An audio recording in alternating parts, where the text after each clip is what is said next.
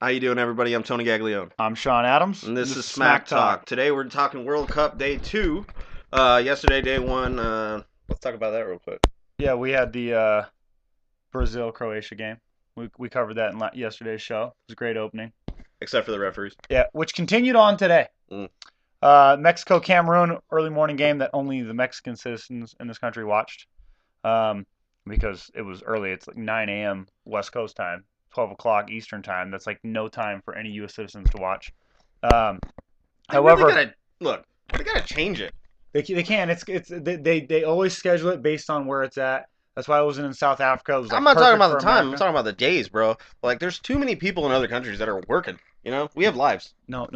There's in this country we're working. Everywhere else in the world, 3.6 billion people are just stopping what they're doing to watch soccer. Well, eventually, like, the whole nation of Africa is huddled around one TV, watching the game. We can do that one day. Yeah, we will. We will one day when somebody pays us to cover the World Cup. So today, the referees were terrible in the Mexico-Cameroon game. Mexico won 1-0. Yeah, but it should have been 3-0. Okay, because Giovanni Dos Santos, who we talked about yesterday, being dangerous, had 2 goals ruled for offside. None of them were offside. One of them is okay. One you could call as marginal, right? You could give it to the ref. You got all those people who say the ref's rules, whatever. The second goal was a clear goal. It's from a corner. It does take a nick off of a Cameroon player because there's no Mexican players around. And Dos Santos is onside when the ball's played. There's a defender at the near post playing him onside. The goalie's in the line playing him onside. He gets there, flicks it in. Should have been a header or should have been a goal. The refs called it. Not only that, they were calling like every single player from Mexico that just nicked a Cameroon player a foul. But Cameroon literally had to harshly tackle Mexico. The only thing I'm going to say about this game is that the fouls were 12-11. Okay? So, in Cameroon's favor, Cameroon had 12 fouls, Mexico had 11. But yesterday, when we talked about the game, Brazil had 5 fouls, and Croatia had 21. Yeah. So, I think we got a little bit of home field advantage going on here. Yeah, you know what I'm saying? It's a little ridiculous to see a 12-11, and then when Brazil plays, it's 21-5. Yeah. So, I mean, I don't know. Shots on goal were 10-9 in favor of Cameroon. Only 4 went on goal for Cameroon. 40%. Yeah. Yeah, whereas Mexico had more like a 65% shot on goal. Like we said, Mexico is a good shooting team. There's 5 corners for Cameroon. They had quite a few open opportunities at corners, but Mexico is excellent at defending set pieces. It's good for Mexico because they've had 4 coaches in the last year. And here they are in the World Cup, and they did well to start off their game. They were 5 times offsides, and 2 of those weren't offsides. But the other 3, Mexico was, they were getting a little dangerous on the counterattack and getting caught offside. Mexico loses to Croatia. Mexico loses to Brazil. Mexico plays Brazil next, and I'm not quite certain that Mexico loses to Croatia. I think Luka Modric is going to take over that game, and Croatia is going to come out in the second. One thing I got to say is Guillermo Ochoa, excellent choice. Oh, yeah, dude. He made a save on a header, Makuatu's header, late in the game. Say that 5 times. Yeah, you can't. I won't even attempt to. But he also had a save against Benoit Akadu late in the game. But the one on the header was a perfect header. Like, you couldn't ask, well, there was one better header today, but we'll talk about it in a second. But he literally, sprung with super agility to the side and knocked it down, caught it at the ground.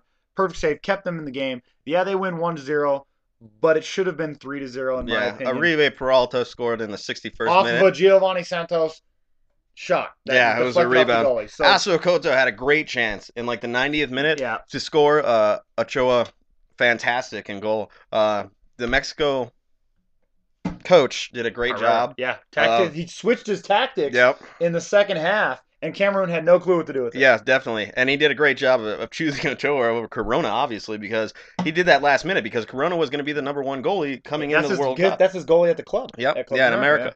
Yeah.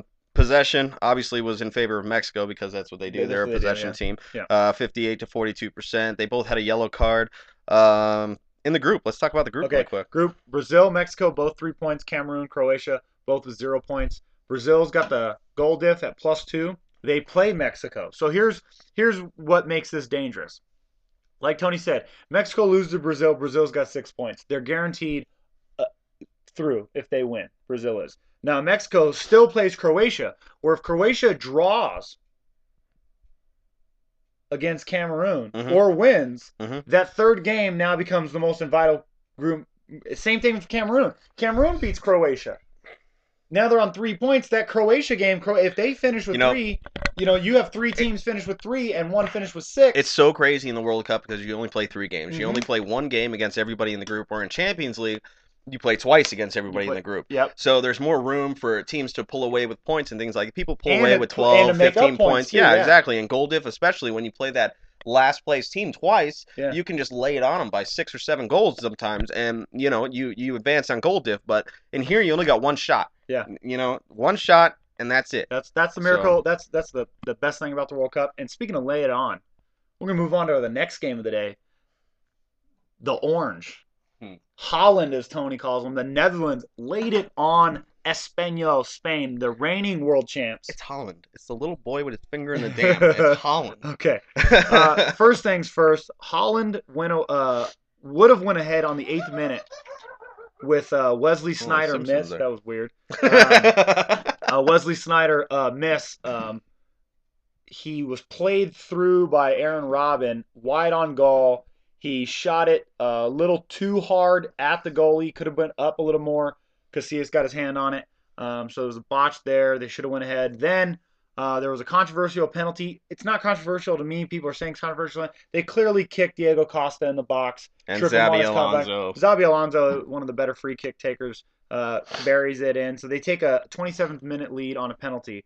And then the play of the day. Let's state probably the play of the tournament. All right, after this, I'm going to state what I want to state. Go ahead. Because the header from Robin van Persie on a looped cross, Manchester United, is awesome. It's just awesome. He jumps on it before the goalie expects it and drops it over the goalie because he had nothing to do with it. It was one of the better headers that I've seen in a while. Although I've seen Van Persie do that at Arsenal before. He's good at picking up the. I've seen him do it plenty of places. If you watch him do the flick, he doesn't.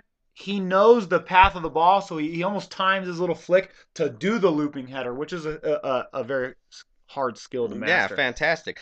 He's fantastic when it comes to header. He's fantastic as a striker. They saw that Casillas. He knows where the ball should be, and Casillas played it in front of him, and Van Persie took advantage. Yeah, later on in the game, when it was already out of hand, Van Persie pretty much just humiliated him. Casillas takes a pass back, plays a wrong touch too hard. It bounces out only maybe 5 feet in front of him. But Van Persie's on top of it. I mean, in a heartbeat, and he puts it in left-footed on his strong foot.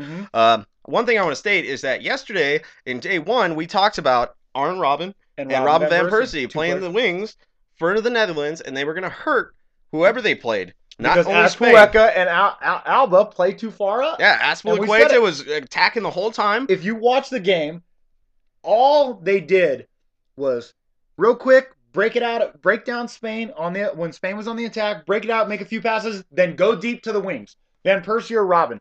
In fact, Aaron Robin, with a magical skill to make the game 2-1.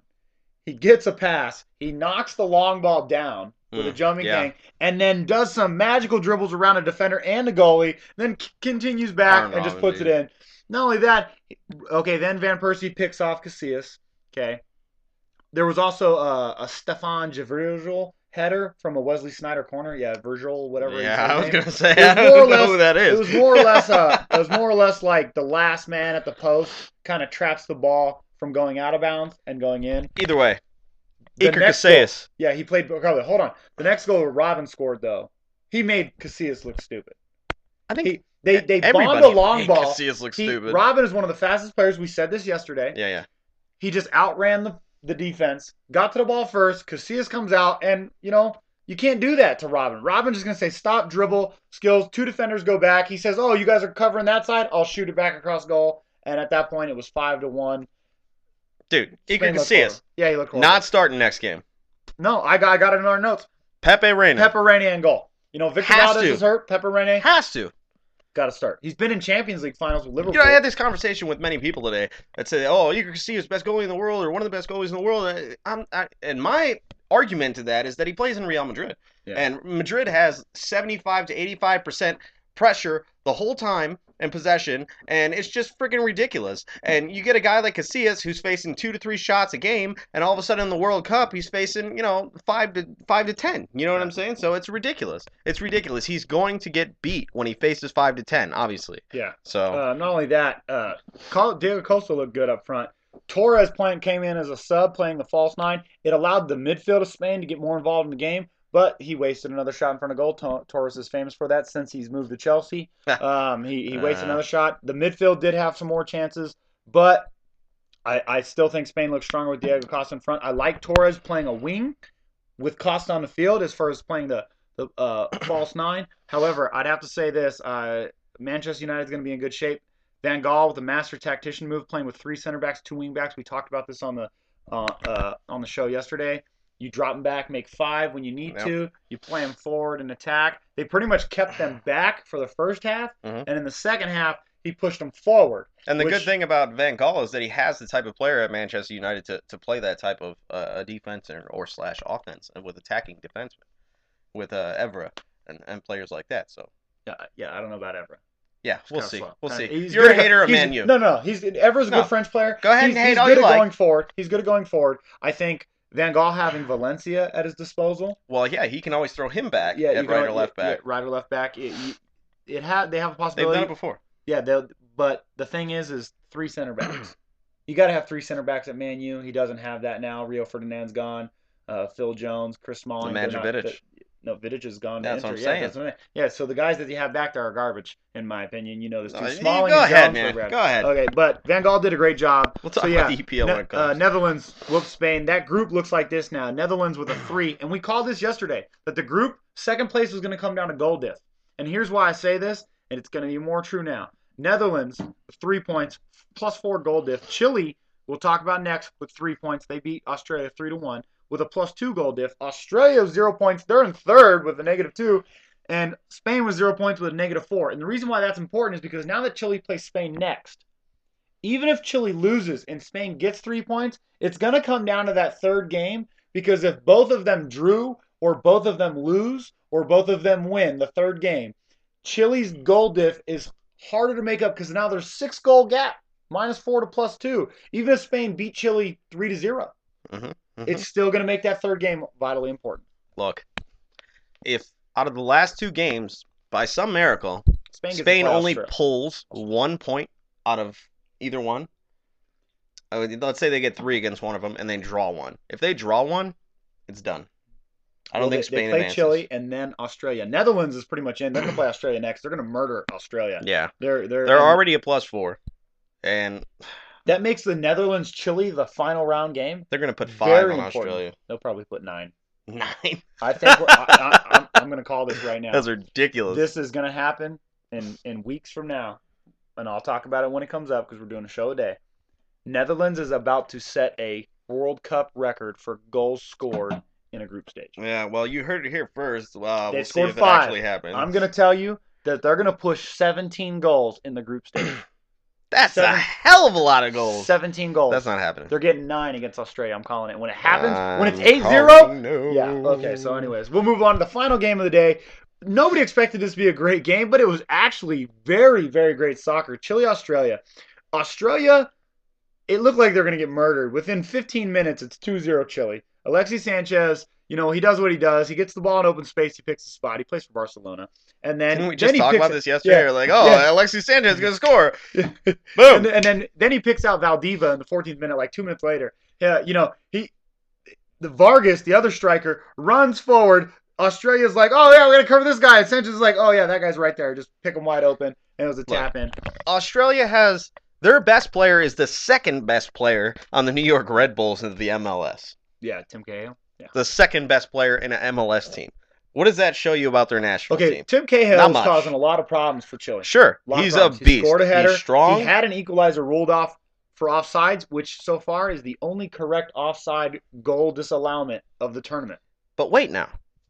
When you have to rely on Tim Cahill all the time, they're just going to start crowding him. Okay, but I was saying, if you watch the game, this guy Bresciano, this dude has a rocket. He's got like a Podolski rocket. He's shooting the ball. He had 3 great shots that were saved that normally are going to go past another goalie. So Chile, I think Chile, they looked better when Vidal was out there, Arturo Vidal was out there, because when they subbed him out in the 60th minute, it allowed Australia to get back in the game because they looked very scrappy.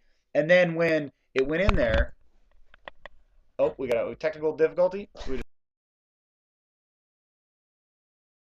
The screen is their back four. Their back four is questionable. Yes, and I think Spain might exploit that. They also look like they had weak legs. Late in the game, they were missing past each other. There were like a 5-minute spell where a guy in a red shirt couldn't pass it to another guy in a red shirt without it getting intercepted by Australia. So that's the thing. But they do look great running forward. They were only offside once. And a lot of their runs were great. They had a 68% possession. That was mostly in the first half. Second half, it was a lot more even. It was a lot of back and forth. Australia, I wouldn't be surprised if, as bad as Spain looks, if Australia doesn't snatch a point from Spain. You know what's funny is I was listening to the ESPN radio app during this game.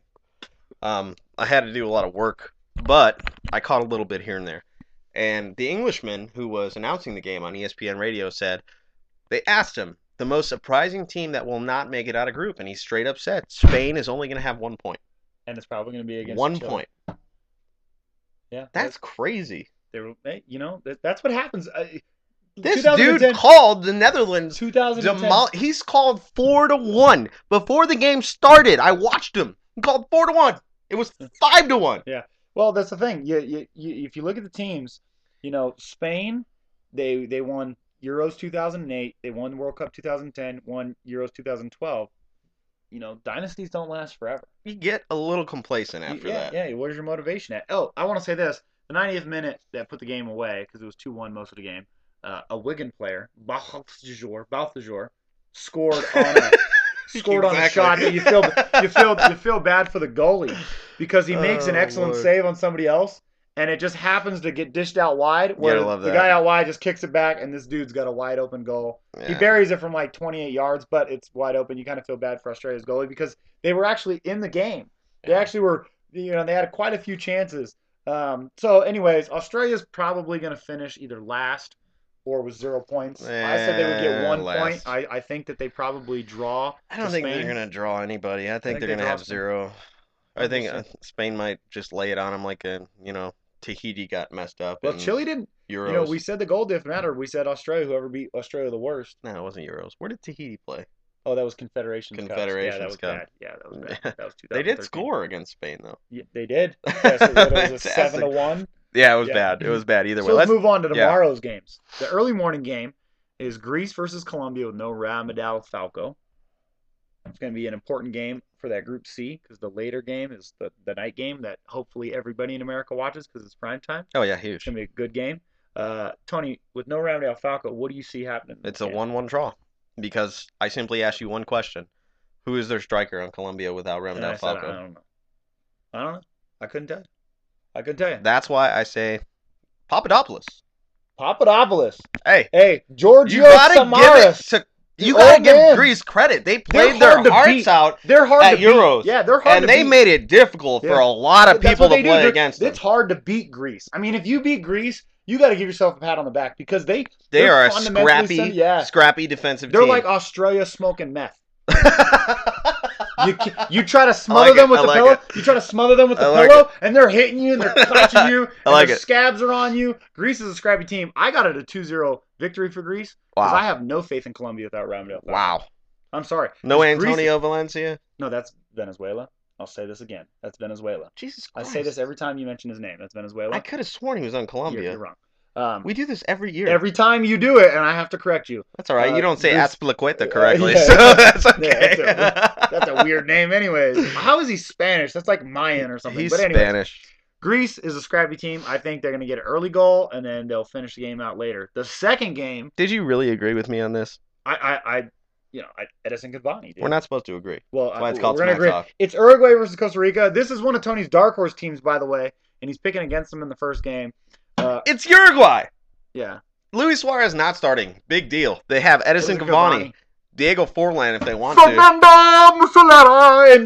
Whatever. Exactly. That dude is tight. Dude, it's a 3-1 victory for Uruguay. They also have... Yeah, I'm calling a Costa Rica 88th to 90th minute goal. Who do you think Brian will use? You think Brian Ruiz scores? The only guy that's worth a damn on Costa Rica. Costa Rica was good in CONCACAF because it's CONCACAF, where Mexico and United States are the only solid teams. Honduras is not bad. Honduras is horrible. Honduras is in the World Cup. Yeah, because they 4 people got to come from CONCACAF. Mexico, United States, and 2 others. Okay, that's Honduras Costa Rica, didn't make it to the World Cup last World Cup. No, Trinidad and Tobago did. Yeah, because they were G. Yeah. And they still should be G. I don't know what the hell happened to them this year. They didn't even qualify. They couldn't eat. There's no food. No, that's terrible. So I know. Okay, the good game, the game that's at 3 o'clock. Why are you not calling the first one a good game?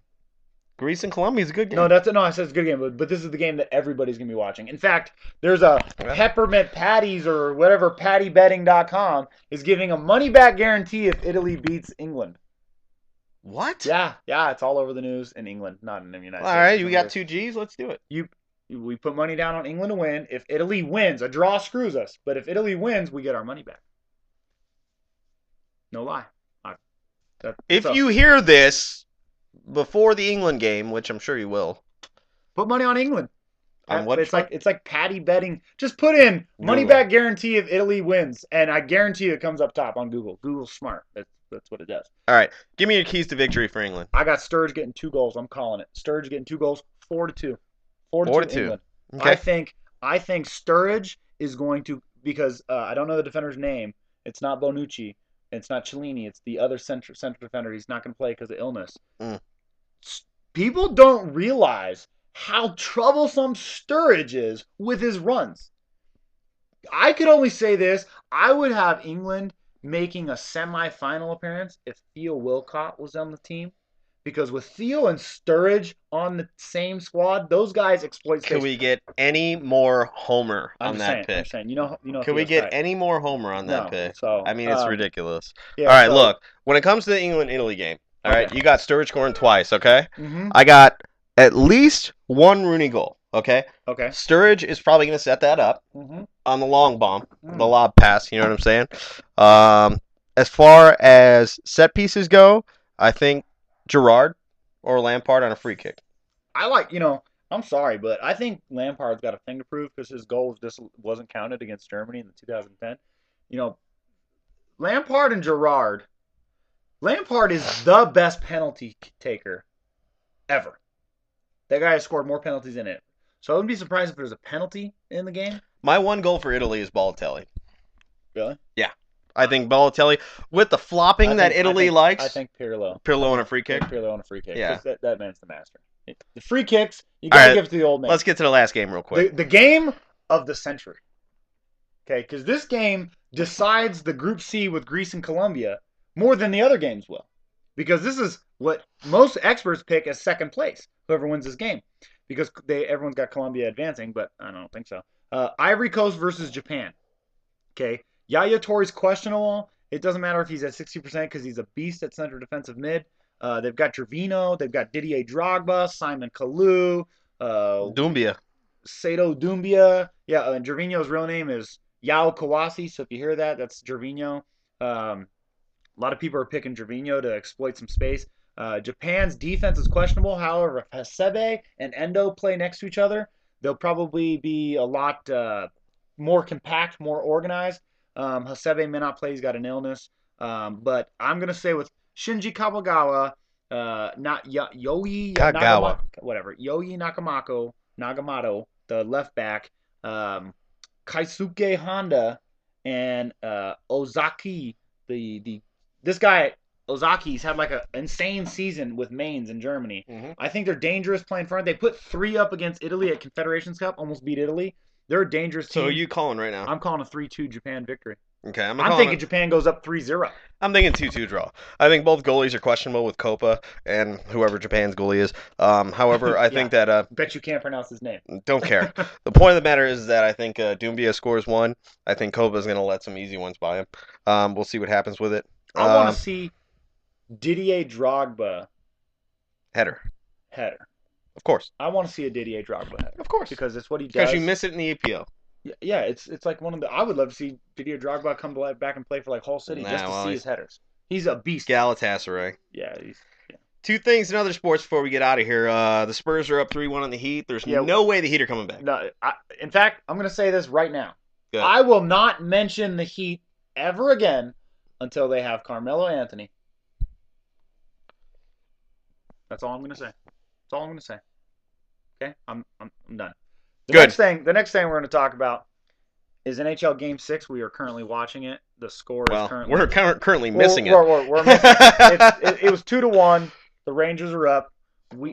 It's still 2-1. Still 2-1. Thank you for our NHL affiliate. If you saw the hand going in for the beer earlier, that's our good friend Eric Dandridge there. He's a big Rangers fan, and we're killing the game for him. We got Game 6 right now, 2-1. We need the Rangers to win so we can have a series. Yeah. That's all it comes down to. I mean, when it comes down to Game 6, look, Game 6 goes back to New York. Yeah. All you got to do is win in New York, and anything can happen in Game 7. That's right. So right now, if the Rangers win, we got a Game 6 in New York. I want to see a Game 6 because Game 6 is usually where the momentum swings. You know what I mean? Because things can happen in Game 7, but if a team comes back 3-1 and makes it 3-2, then it goes 3-3, they've got that momentum, you know. It would be played in LA Game 7, but, you know, it's Game 7. Anything can happen.